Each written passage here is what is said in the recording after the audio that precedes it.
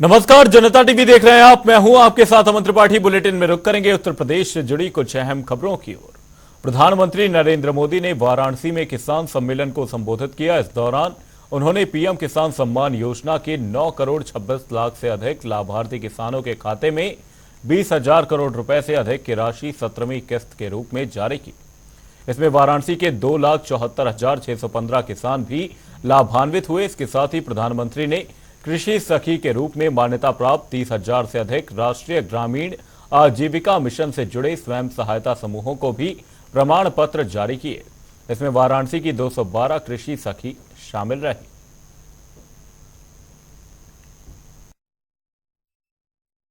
हम सब जानते हैं कि अन्नदाता किसान 2014 में आजादी के बाद पहली बार देश की राजनीति के एजेंडे का हिस्सा बना था। सॉयल हेल्थ कार्ड से लेकर के प्रधानमंत्री किसान सम्मान निधि तक जो अन्य अनेक योजनाएं इस दौरान किसानों के जीवन में परिवर्तन करके उनकी आमदनी को कई गुना बढ़ाने की दिशा में जो प्रयास प्रारंभ हुए, आज उसके परिणाम हम सबको देखने को मिल रहे हैं। आज उसके परिणाम हम सबको देखने को हर स्तर पर मिल रहे हैं। और इस अवसर पर जब तीसरी बार प्रधानमंत्री पद की शपथ आदरणीय मोदी जी ने ली, तो उन्होंने सबसे पहला कार्य और सबसे पहले किसी एक फाइल पर हस्ताक्षर किया तो वह था पुनः अन्नदाता किसानों के लिए समर्पित। और आज देश के करोड़ों किसानों को प्रधानमंत्री मोदी जी के द्वारा प्रधानमंत्री किसान सम्मान निधि की इस नई सौगात के साथ इस नए अभियान का शुभारंभ होने जा रहा है।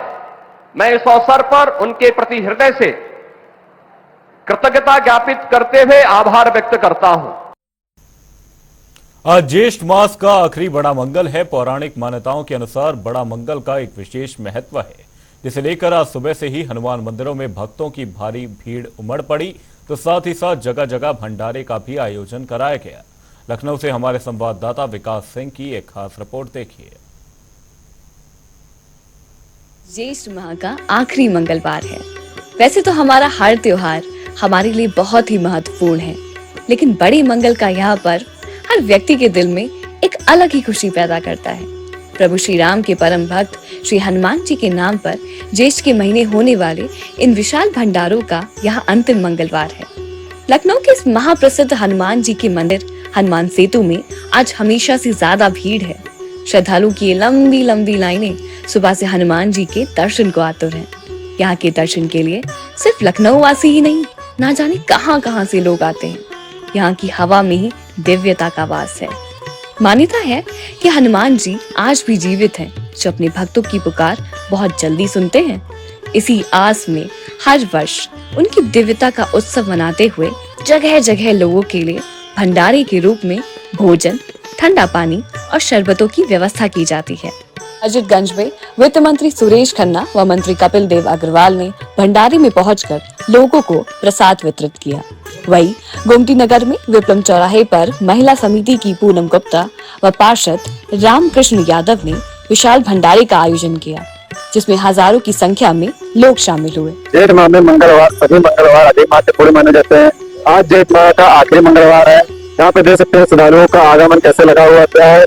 जगह जगह पर पंखे की व्यवस्था, पानी की व्यवस्था कर दी गई है। पुलिस व्यवस्था को भी टाइट कर दिया गया है श्रद्धालुओं का आना जाने में, जिससे किसी प्रकार की समस्या न हो। और दूर दूर से लोग दर्शन करने आते हैं। यह मंदिर हनुमान सेतु के नाम से जाना जाता है। आइए हम श्रद्धालुओं से पूछते हैं कि आपके यहाँ की सुविधा कैसी लगी। आपका नाम? अमन भैया। अच्छा, यहाँ के दर्शन करने में किसी प्रकार की समस्या हुई?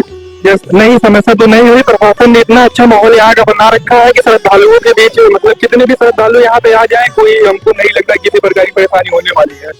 जैसा कि आपको बताना चाहेंगे कि नीम गौरी बाबा की एक सिद्ध स्थली रही है, उन्हीं के सानिध्य में इस मंदिर का निर्माण हुआ है। और इस मंदिर यहाँ का जो ऑरा है, चारों तरफ का ऑरा है, ये आपको एक सकारात्मक माहौल देगा।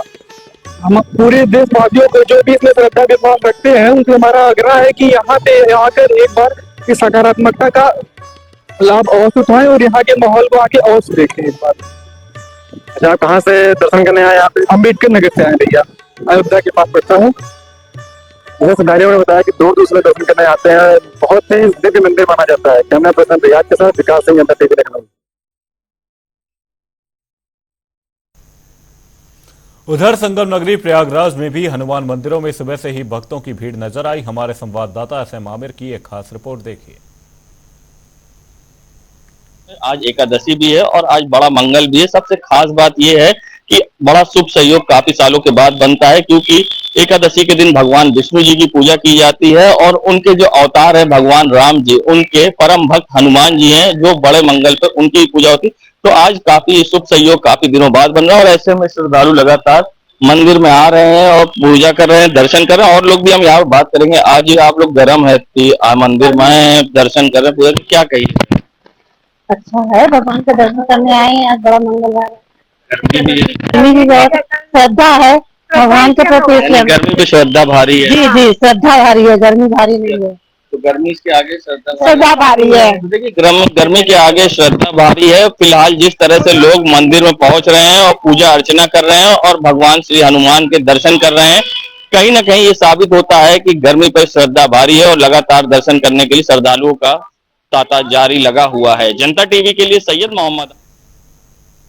अंग्रेजी हुकूमत के वक्त से चली आ रही समस्याओं से पूर्वोत्तर रेलवे को आखिरकार निजात मिल गई। इस पूरे मामले पर लखनऊ से हमारे संवाददाता TN मिश्रा ने DRM आदित्य कुमार से खास बातचीत की। ये रिपोर्ट देखिए।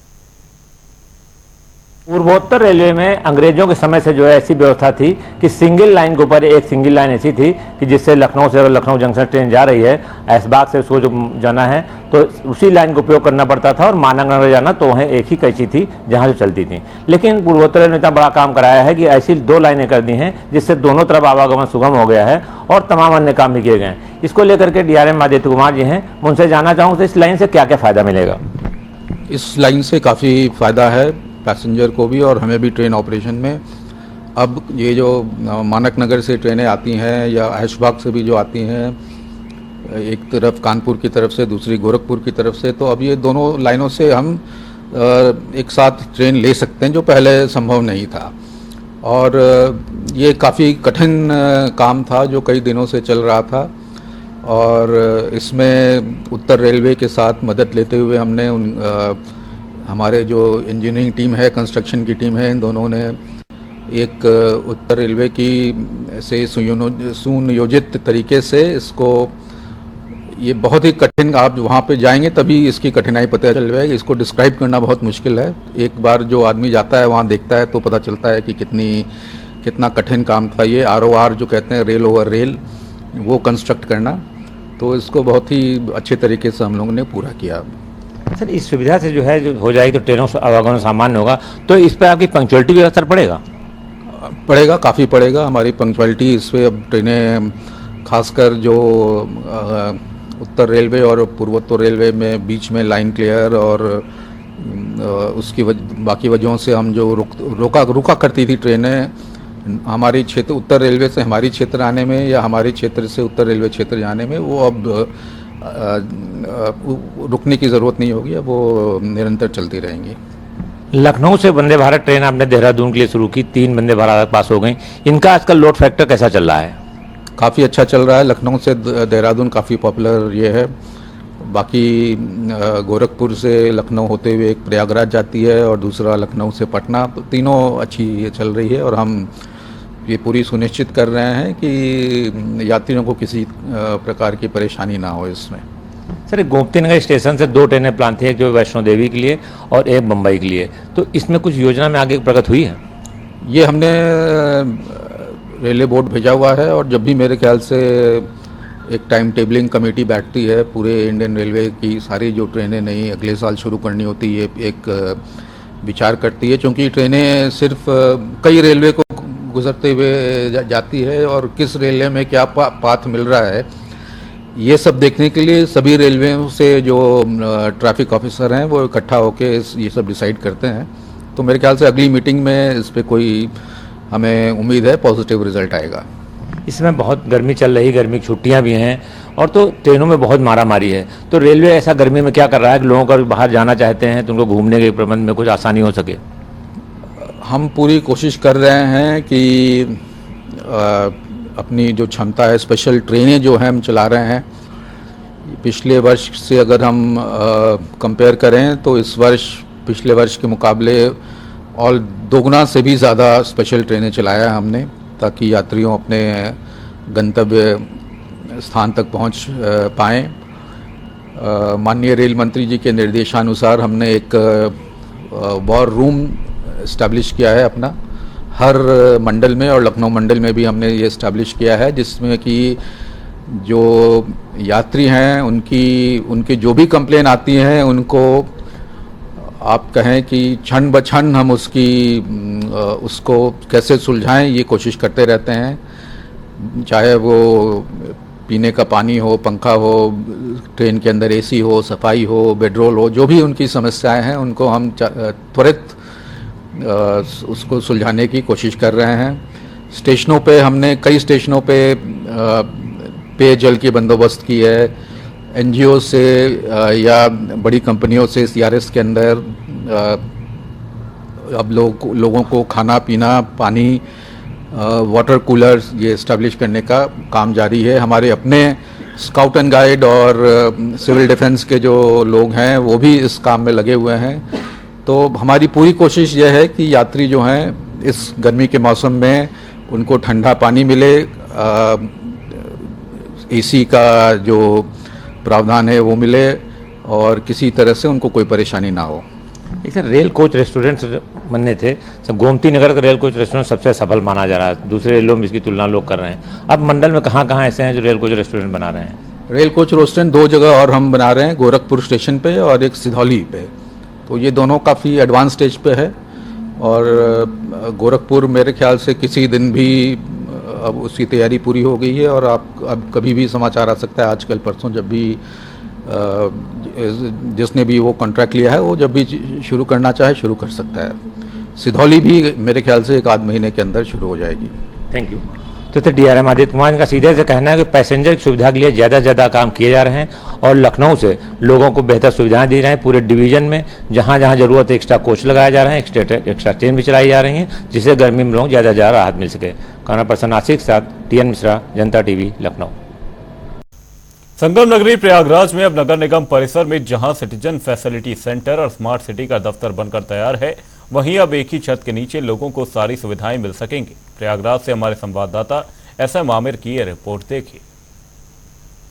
प्रयागराज के नगर निगम परिसर में जहां नई आधुनिक सुविधाओं के साथ नई बिल्डिंग तैयार हुई है, सिटीजन फैसिलिटी सेंटर नगर निगम में तैयार किया गया है। ये वो बिल्डिंग है जहां पर महापौर गणेश केसरवानी लोगों की जन सुनवाई करेंगे। आप देख सकते हैं किस तरह से ये हाईटेक बिल्डिंग बनाई गई है, इसके डोर सेंसर पर है और सबसे बड़ी बात है कि ये इसी एक बिल्डिंग में सारी सुविधाएं होंगी। सबसे बड़ी बात है कि इसी बिल्डिंग के अंदर फर्स्ट फ्लोर पर जो बनाए गए हैं ऑफिस, उसमें जो है सारी सुविधाएं होंगी, जहां पर जन्म प्रमाण पत्र से लेकर मृत्यु प्रमाण पत्र व जो भी अन्य नगर निगम की टैक्सेस और अन्य समस्याएं हैं, यहाँ अलग अलग काउंटर हैं जिस पर पूरी तरह से सुनवाई होगी और लोगों को आसानी से हो सकेगा। और सबसे बड़ी बात है, जहां प्रयागराज को स्मार्ट सिटी का 33वां स्थान में 400 नंबर मिले हैं। आपको बता दें अब प्रयागराज के नगर निगम परिसर में ही स्मार्ट सिटी का भी ऑफिस आ गया है और यहाँ पर हाईटेक सुविधाएं होंगी। यहाँ पर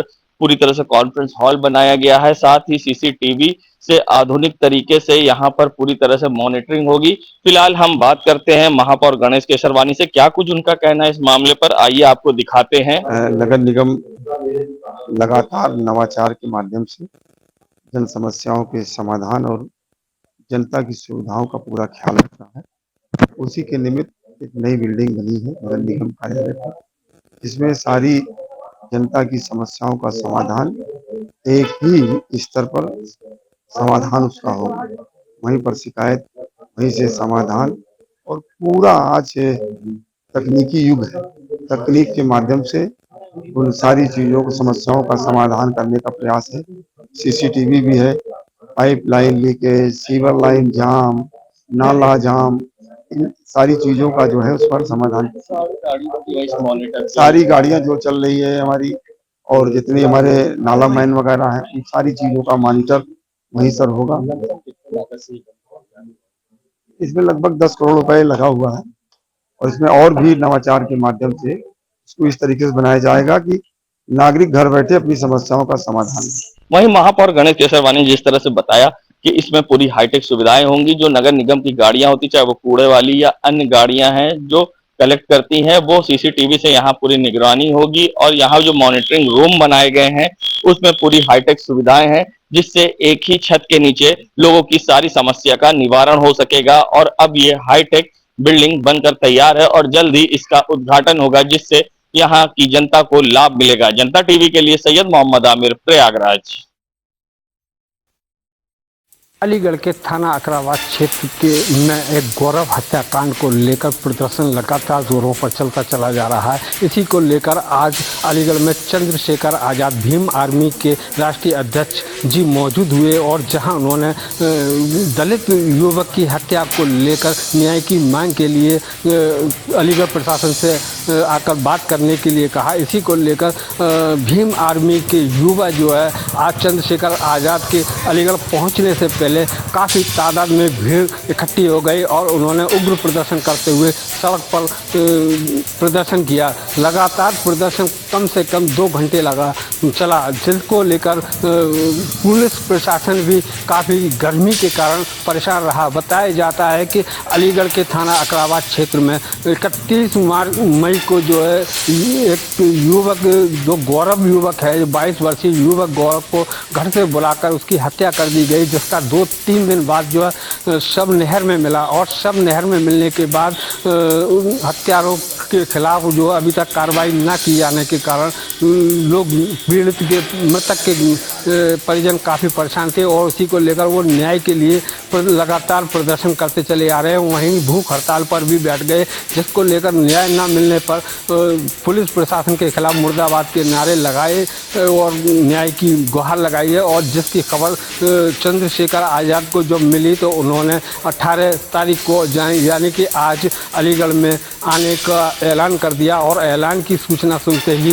भीम आर्मी के कार्यकर्ताओं में जो जोश हो गया और उन्होंने इसको लेकर काफ़ी प्रदर्शन किया है। और अभी तक जो है अलीगढ़ प्रशासन से भीम आर्मी के राष्ट्रीय अध्यक्ष चंद्रशेखर आज़ाद जी से उस गौरव हत्याकांड को लेकर न्याय के लिए गुहार लगाई जा रही है, जिसको लेकर प्रशासन का कहना यह है कि उसके हत्यारे को जो है एक हत्यारे को पुलिस ने गिरफ्तार भी कर लिया गया है और एक हत्यारा जो नाबालिग बताया जा रहा है वो जो कोर्ट में सरेंडर कर चुका है और पुलिस अग्रिम कार्रवाई में जुटी हुई है। जितने भी हत्या में शामिल लोग हैं उन्हें कड़ी से कड़ी सजा दी जाएगी। अलीगढ़ से जनता टीवी के लिए रेडी खान की रिपोर्ट। ज्येष्ठ माह के चौथे मंगलवार यानी आखिरी मंगलवार को आज हनुमान जयंती के अवसर पर जगह जगह स्टॉल लगाकर प्रसाद वितरण और शरबत वितरण का कार्यक्रम आयोजित हुआ। आपको यहां बताते चले कि सबसे पहले हनुमान जी की जयंती के अवसर पर शरबत और प्रसाद को हनुमान जी को भोग लगवाया गया। उसके बाद जगह जगह वितरण का कार्यक्रम आयोजित हुआ।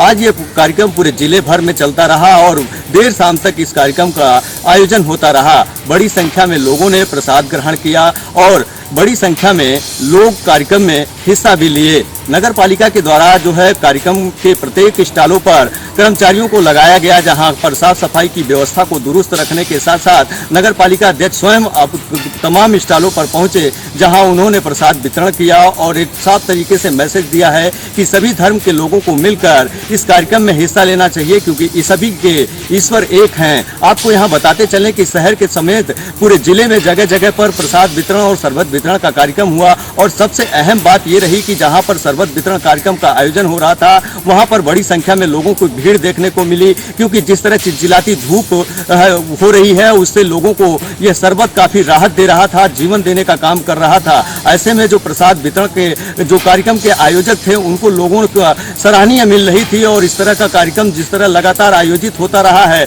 और आज चौथे मंगलवार को फिर से आयोजित किया गया और बड़ी संख्या में लोगों ने उसका लुत्फ उठाया है। तो साफ तरीके से एक मैसेज भी दिया गया है कि जो है जिस तरह के धर्म के लोग अलग अलग कार्यक्रम को आयोजन करते हैं और जिस तरह कार्यक्रम को मनाया जाता है, सभी धर्म के लोग मिलजुल कर हिस्सा लें, क्योंकि सभी लोग प्रसाद ग्रहण कर रहे थे और शरबत को सभी लोग सेवन कर रहे थे। ऐसे में सबसे अहम बात ये होती है कि सभी लोग ऐसे कार्यक्रमों में हिस्सा लें जिससे सभी लोगों को एक दूसरे का मैसेज मिल सकता है। ऐसे में हनुमान जयंती के अवसर पर आज संत कबीरनगर जिले में तमाम जगहों पर इस तरह का कार्यक्रम आयोजित हुआ और साफ तरीके से मैसेज दिया गया कि सभी धर्म के लोग मिलकर एक दूसरे के त्योहार में हिस्सा लें, जिससे ये कहा गया है कि सभी के ईश्वर एक होते हैं। और ऐसे में इस तरह का कार्यक्रम आज आखिरी बार मंगलवार यानी चौथे मंगलवार को कार्यक्रम का आयोजन किया गया और बड़ी संख्या में लोगों ने प्रसाद ग्रहण किया है। ऐसे में सबसे बड़ा बात ये भी है कि सरकारी और गैर सरकारी संस्थान के लोगों ने भी हनुमान जयंती के कार्यक्रम का जो है प्रसाद वितरण किया है और जगह जगह पे शरबत वितरण का कार्यक्रम होता रहा है। पूरे दिन ये कार्यक्रम चला है और लोगों को संदेश भी दिया गया है। मिथिलेश कुमार धुरिया, जनता टीवी, संत कबीरनगर। 2019 के दौरान शहर के विभिन्न चौराहों पर एलसीडी लगाई गई थी। ये प्लाज्मा एलसीडी इसलिए लगाई गई थी कि लोगों को मार्ग बताया जा सके, लोगों को जागरूक किया जा सके। मगर अब कुंभ 2025 आ रहा है और इसको लेकर जोरों शोरों से प्रयागराज में तैयारी चल रही है। मगर बात करी जाए इन सुविधाओं की, तो ये सुविधाएं अब शायद लोगों को मिल पाएगी कि नहीं, अपने आप में एक बड़ा सवाल है, क्योंकि शहर की आधे से ज्यादा एलसीडी बंद पड़ी हैं, चाहे वो खुलदाबाद चौराहा हो या लोकनाथ चंदलोक के आसपास। जहां ऐसी एलसीडी लगी है, चाहे रामबाग में, वो ज्यादा से ज्यादा बंद पड़ी है और खराब है। और देखना होगा ये एलसीडी कब सही होती हैं और कुंभ के दौरान सुविधाएं मिल सकेंगी। एलईडी के माध्यम से लोगों को रास्ता चल सकेगा और लोगों को, यात्रियों को जागरूक किया जा सकेगा। वहीं बात करी जाए ट्रैफिक लाइट की, शहर की आधे से ज्यादा ट्रैफिक लाइट बंद पड़ी है, चाहे वो खुलदाबाद क्षेत्र हो, जिससे यातायात भी सुचारू रूप से कभी जाम लगता है और अक्सर जाम की समस्याओं से लोग परेशान होते हैं, क्योंकि रामबाग कैराना क्षेत्र में कुंभ को लेकर तेजी से कार्य चल रहा है। लाइटें हैं वो ज्यादातर बंद खराब पड़ी हैं। अब देखना होगा कुंभ से पहले ये एलसीडी और ट्रैफिक लाइट बनकर किस तरह से तैयार होते हैं, जिससे एक बार सुचारू रूप से यातायात कुंभ के दौरान चल सके और लोगों को जानकारी मिल सके। जनता टीवी के लिए सैयद मोहम्मद आमिर, प्रयागराज। उत्तर प्रदेश के मुख्यमंत्री योगी आदित्यनाथ ने सभी जिले के जिले अधिकारियों व पुलिस अधीक्षकों को यह आदेश दिया है कि जो फरियादी फरियाद लेके आते हैं और उन्हें न्याय नहीं मिलता है, अब उन्हें तहसील स्तर पे ही न्याय मिल जाना चाहिए। लेकिन अगर वहीं रायबरेली जिले की बात की जाए तो चाहे वह डीएम ऑफिस हो या चाहे एसपी ऑफिस हो, यहाँ पे फरियादियों का तांता लगा हुआ है और ग्रामीणों को दूर दूर से इस तरह की भीषण गर्मी में अपनी समस्या के लिए अधिकारियों की चौखट के चक्कर काटने पड़ रहे हैं। वहीं अगर बात की जाए तो डीएम के आला अधिकारी तहसील विभाग के लापरवाह कर्मचारियों की वजह से ज्यादातर मामले तहसील पे आते हैं। तो वहीं एसपी रायबरेली की बात की जाए तो फरियादी रोजाना इस तरह की भीषण गर्मी में रायबरेली मुख्यालय आते हैं, लेकिन उनकी फरियादों पर कोई भी कार्रवाई नहीं की जाती है। अब देखने वाली बात यह है कि उत्तर प्रदेश के मुख्यमंत्री के आदेशों का किस तरीके से रायबरेली का जिला प्रशासन पालन करता है। राहुल मिश्रा, जनता टीवी, रायबरेली। इटावा रामजी रोड पर एक बार फिर कहीं न कहीं हड़कंप मच गया। बताया जा रहा है कि जब तक गोदाम में भीषण आग लग गई, क्योंकि देखते देखते चारों तरफ अफरा तफरी का माहौल देखने को मिला। बताया जा रहा है कि ये एक गत्ता गोदाम बताया जा रहा था, जिसमें शॉर्ट सर्किट के कारण जो आग लगने का कारण बताया जा रहा है। देखते देखते चारों तरफ जो है आग लगते ही तेज लपटों के कहर से पूरी तरीके से क्षेत्र में हड़कंप मच गया। वहीं इटावा शहर की कई दमकल की गाड़ियां मौके पर मौजूद हैं, जो लगातार आग पर काबू पाने के लिए पूरी तरीके से प्रयास किया जा रहा है। देखा जा रहा है कि जिस तरीके से रामजी रोड का जो कोतवाली क्षेत्र का मामला देखा जा रहा है, कहीं न कहीं बताया जा रहा है कि इस गोदाम में जैसे ही आग लगी है तो पूरी तरीके से हड़कंप मचा हुआ है। देखा जा रहा है कि दमकल की कई विभाग की जो गाड़ियां हैं मौजूद हैं और पूरी तरीके से बचाव कार्य की लगातार प्रयास किया जा रहा है। देखते देखते देखा जाए तो कहीं न कहीं गोदाम में जो लाखों रुपए का सामान भरा हुआ था पूरी तरीके से जलकर राख हो गया।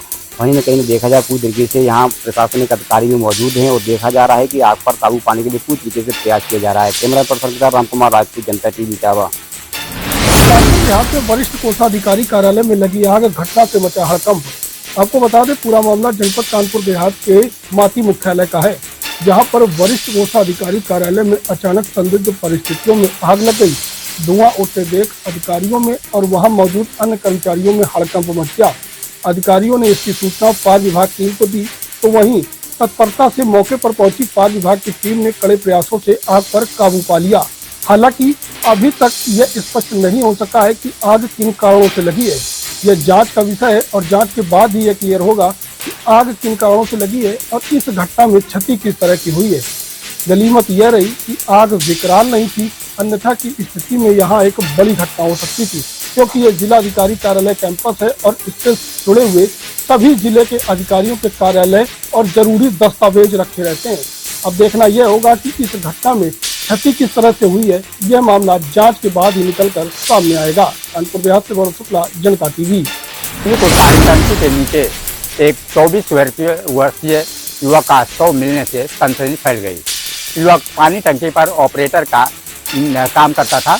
वो वार्ड नंबर 2 का निवासी नीरज राम बताया जा रहा है और उसके सिर पे चोट के निशान है और जो है कि काफ़ी मात्रा में रक्तस्राव होने से उसकी मौत हो गई है।